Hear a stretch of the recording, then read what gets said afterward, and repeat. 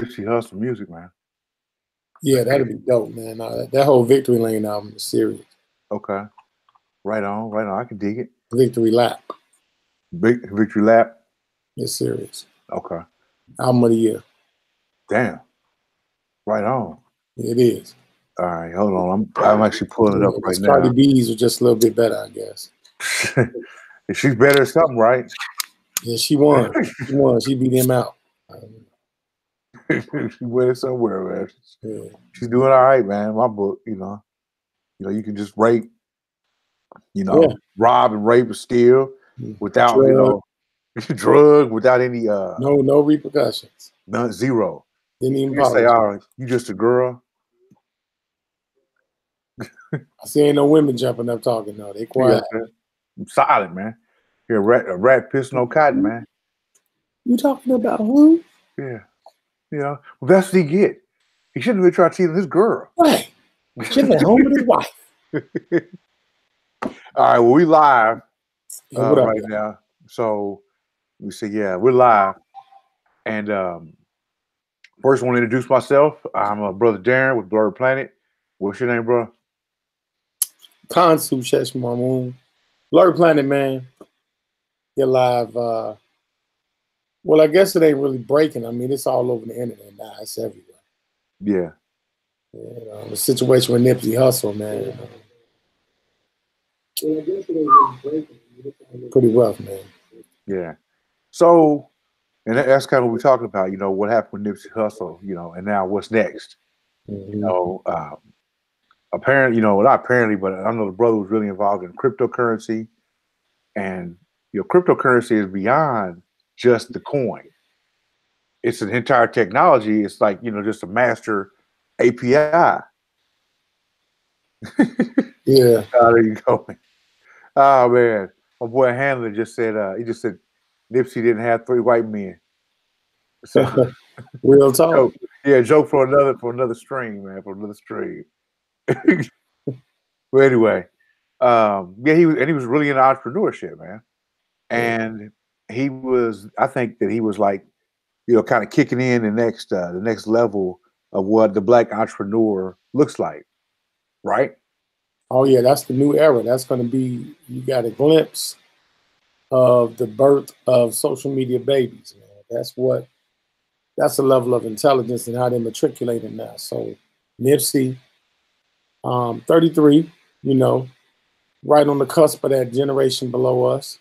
And he kind of was symbolic and emblematic of the progressive thinking that has been affected by how these youngsters have been affected through technology, engineering, and math. He knew how to take advantage of his environment. He created his own space, and he did it rather well. Mm-hmm. Yeah. Yeah. I mean, the way that with social media, unfortunately, his passing was very public, but he was very connected. I mean, considering the music business, he was very well respected and had a very strong body of work. And not only that, he was actually doing stuff in the community. Now, the only gray area that I see is, I know you want to help your neighborhood, but stay the hell out of it. I mean, when you make it out of an environment like that, I remember a gentleman, Polite, said, and a lot of people didn't like it. Like, look, I'm getting my children and family the hell out of here. Mm-hmm. Slauson and Crenshaw is not a place for an ex or affiliated or used to be gang member. It's just not a place. When you become successful, and you're pulling yourself out of that environment, you got a wife and children, you got to kind of tone it down. They're keeping it real. You might be keeping it a bit too real. Mm-hmm. But again, that's being desensitized to the social environment, and that's what he represented.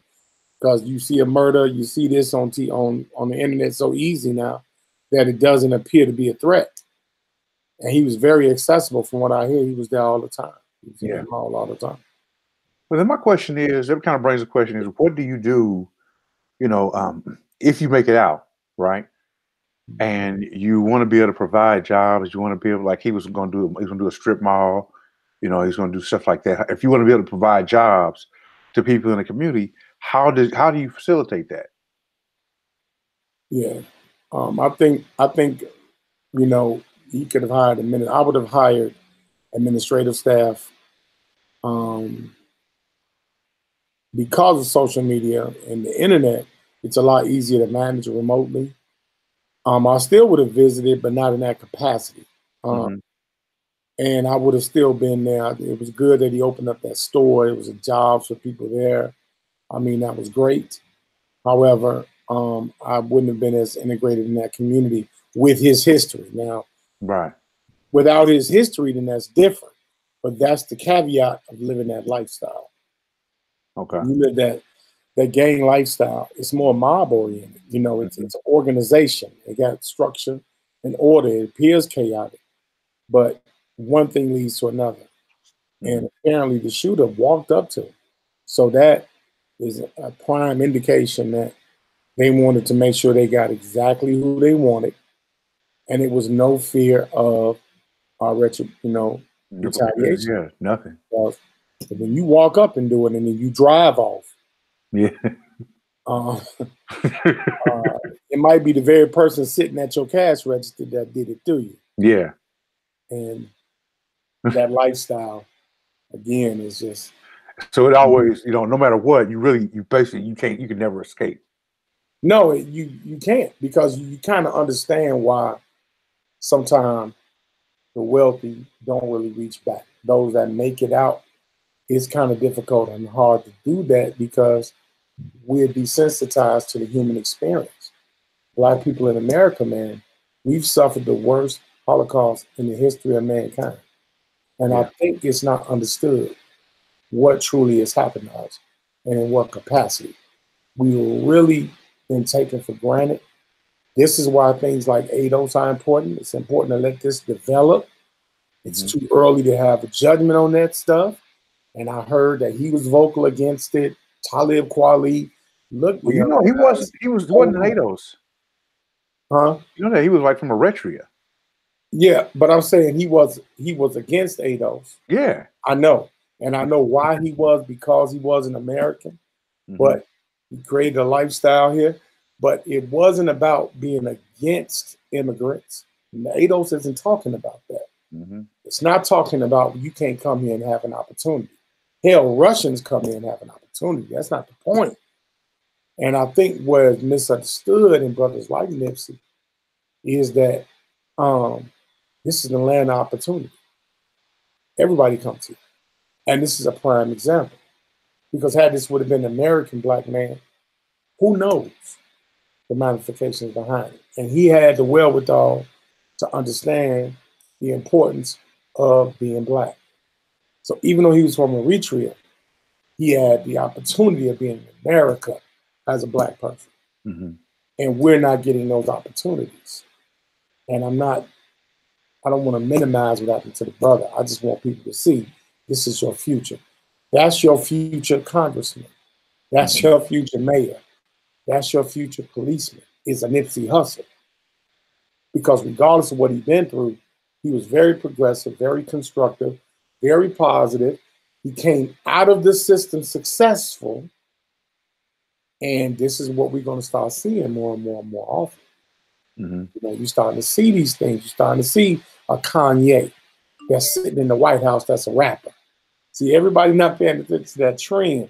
A Jay-Z that's seeding people like Nipsey Hussle. Yeah. Because Jay-Z bought the first 100 copies of this man's mixtape that was selling for $100 a pop. Yeah, so that was interesting. One rapper. Interesting. Tell me how that happened. Yeah, Jay-Z was, Nipsey had built a relationship. He initially sold his first mixtape, Crenshaw, for no price online. What that did, it created a social platform. And he knew he had good quality music. And in him doing that, he developed relationships with his peers. And Jay-Z was very impressed. And so when he finally did his actual project, and actually P. Diddy actually did some production on Nipsey's project. Nipsey was very intentional. He very methodical with this project. It was a political move. And he got a Grammy nomination. He was politically positioned to really control the marketplace. Hold on a sec, sorry about that. He was politically positioned to control the marketplace. And because of that, Jay-Z said, hey, this is a good move. And this is something that I need to partake in. And 100 copies right off the top. Like it was nothing. It looks like somebody's trying to get in touch with you, bro. Huh? What'd you say? It looks like somebody's trying to get in touch with you. Man. Well, let's hold on a second. I'll say you want to wait till this later, man, on today, man. But they know I'm live, man. That's why people do that when they know you live. Because I don't go live that much. Yeah. So they know I'm live. That's why they do it. Yeah. Yeah. Okay. So my boy Hanlon said, he he was also young, so maturity of what being of not being so attracted had not hit him fully.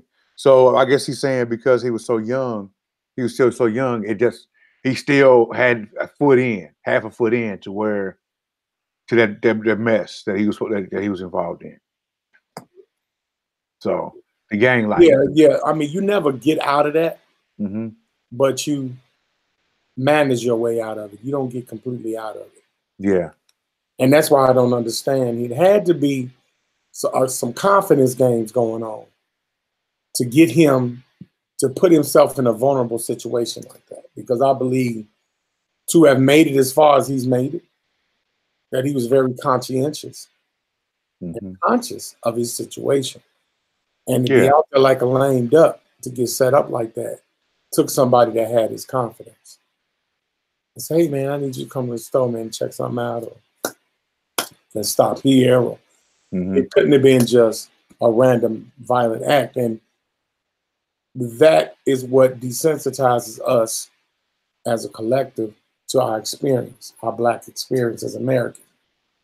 You know, organized crime, and then you add media to it, can get kind of blown out of proportion. You know, obviously this wasn't gang related. We don't need no blanket statement like that. Right. It could have been something, you know, because he's a successful businessman. Yes, he's a successful businessman. Cryptocurrency. Yeah, beautiful husband, developed a cryptocurrency with some foreign investors, had a beautiful child.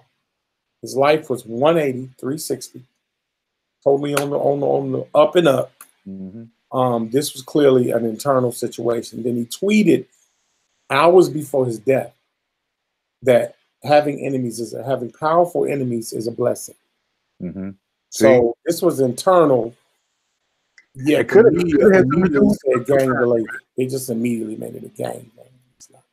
Yeah, it could have had some serious stuff to do with business, man. I mean, what's Bitcoin going for now, man?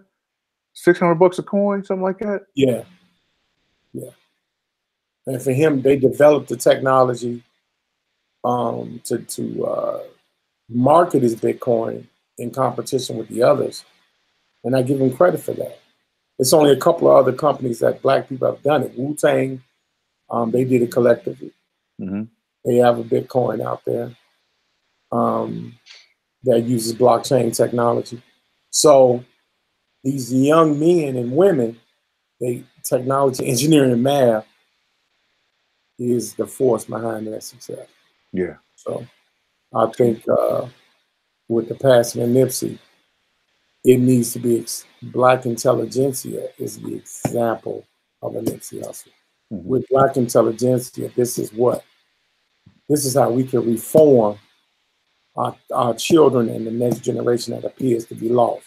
We should embrace technology, engineering, and math as an evolution in the revolution of Black emancipation, and not get so caught up in race.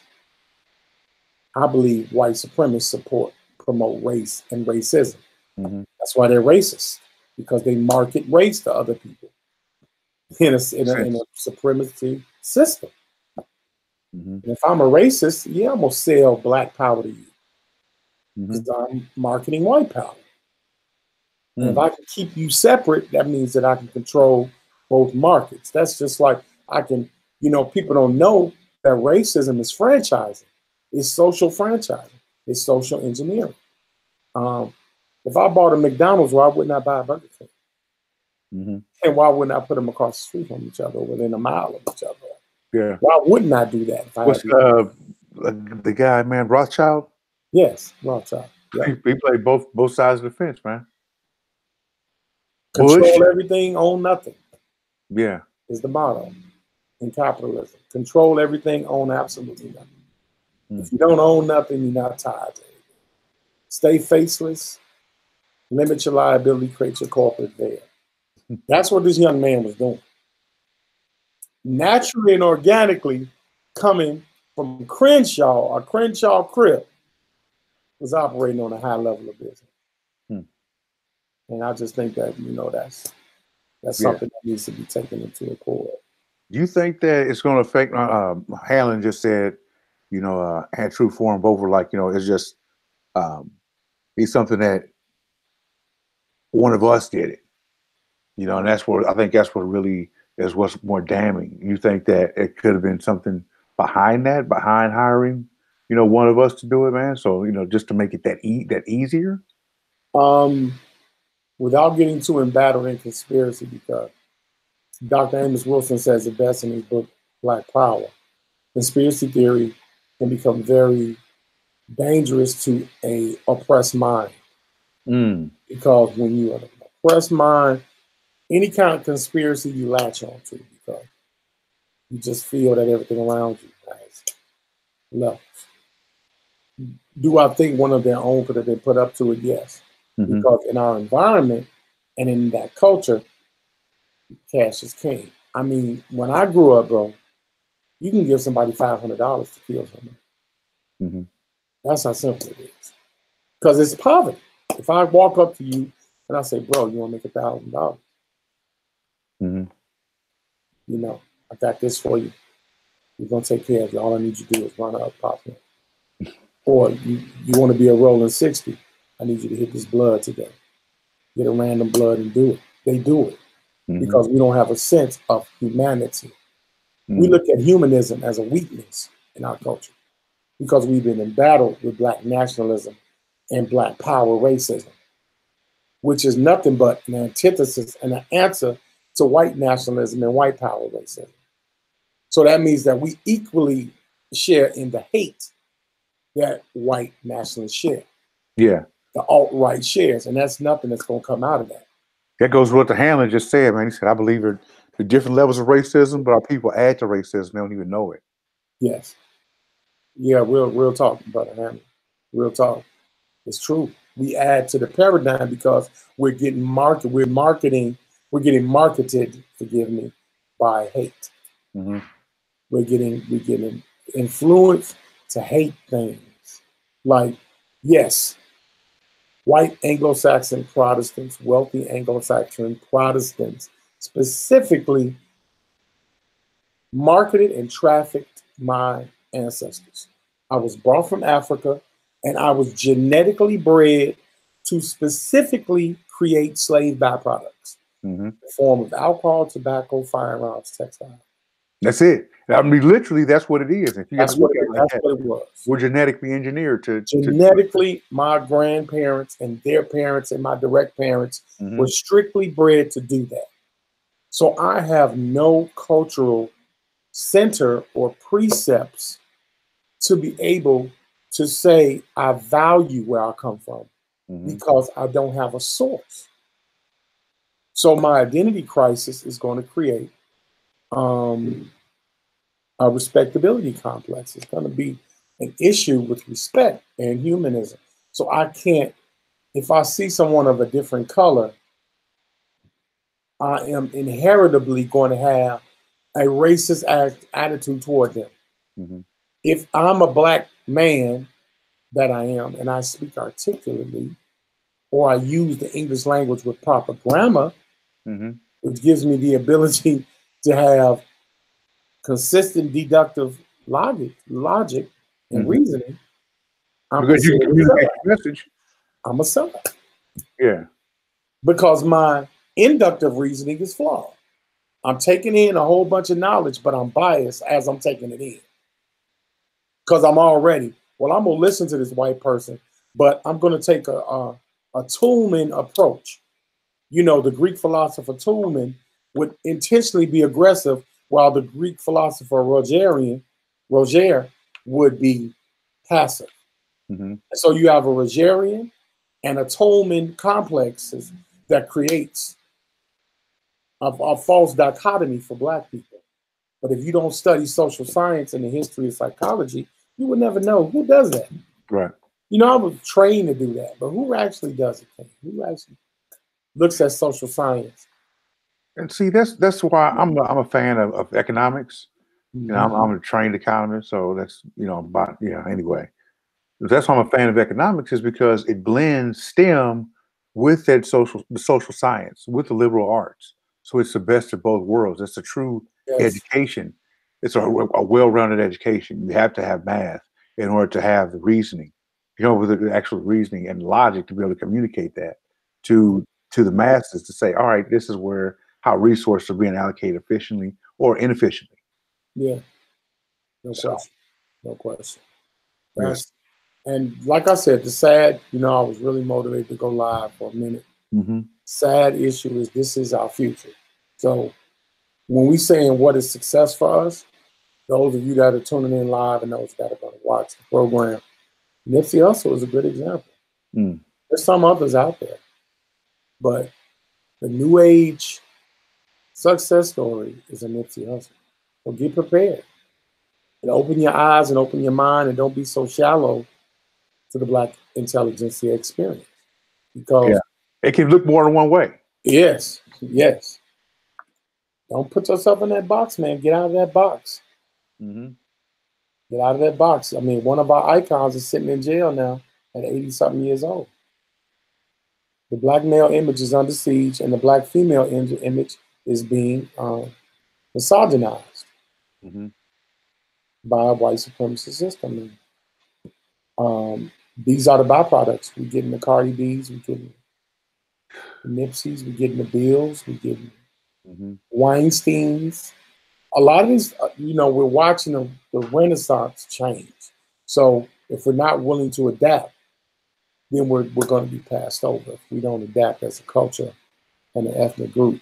The race will truly be eliminated, in my opinion. Yeah, and we are a separate people. Yeah, that are that's something else. Kind of you go off as like, hey, we can get down and start going down a lane, and we say, oh man, this is other piece that I just learned about that I like to share. And so anyway, this piece is we talked about how you have the Indian community, the Jewish community, the other Southeast Asian communities, how they all bond together, how they band together for to be able to be a block. And the reason is if you look at it, how many Indians are there? There's over a billion, close to a billion Indians. So that really is what you need to look at, is look at that culture. Yeah. Because they're so tied with their culture. There's nothing, they're still one. Right. With who they are, with Indian people, with Southeast Asian people. They're still one with that. With us, we're disjointed. So we don't have any tie to Africa. So if you really look at the 30 million blacks that are here in America, we're a tribe of 30 million people who are on the verge of extinction. That's right. And 18 million black babies were aborted in the past 2 years. You add that, man, that's 48 million to population. So that is actually, would be population growth. But that kind of, as a people, we're on the verge of extinction. And things like this, it's where the intelligentsia comes in, and you need to have black men like us that are trying to relay that message and using the platforms like, internet. It's a gift and a curse. That's right. Hanlon just said the internet's a gift and a curse. So we use the gift of what it is and learn from the curses. That's right. Because we have to kind of start embracing the levels of culture and the diversity that we have, the eclectic diversity that we have. Our culture spans from Africa to America. Yeah, that's something very unique. Yeah, you can't put us in a box.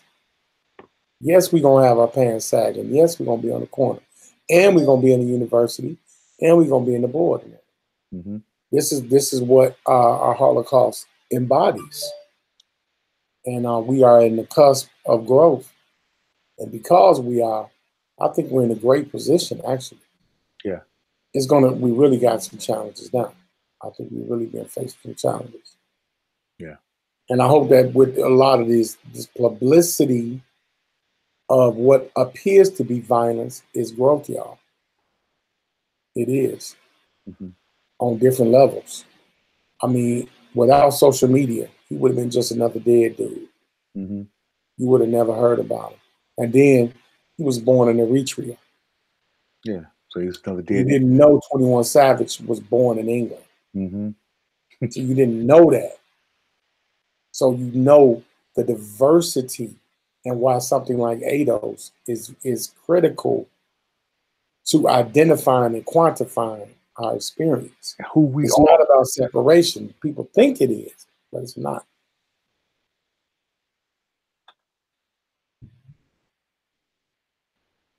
I'm sorry, Candy. Yeah, nah, man. I mean, shit, enough said, man. Yeah, man. Enough said. Well, I know Yes. I got a test results meeting. I got to get on in about 10 minutes. Yes, sir. So it's been another pleasurable, experience. Sitting here chopping up my brother Kansu. Yeah, man. You know what I'm saying? So, hey, like, share, subscribe. Please comment on this video. What you think about this? I know it's not people talk about Nipsey Hussle. They're talking about blah blah blah. I think that our conversation is an elevated level of thought. Mm-hmm. And then we have to have that because we say, hey, we're Black intelligentsia. So it's kind of Mm-hmm. so, all right, bro.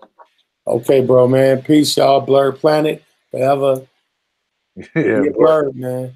Be a blurb, man. Hold on. Rolling bees. Rolling bees. All right. Peace. All right, man.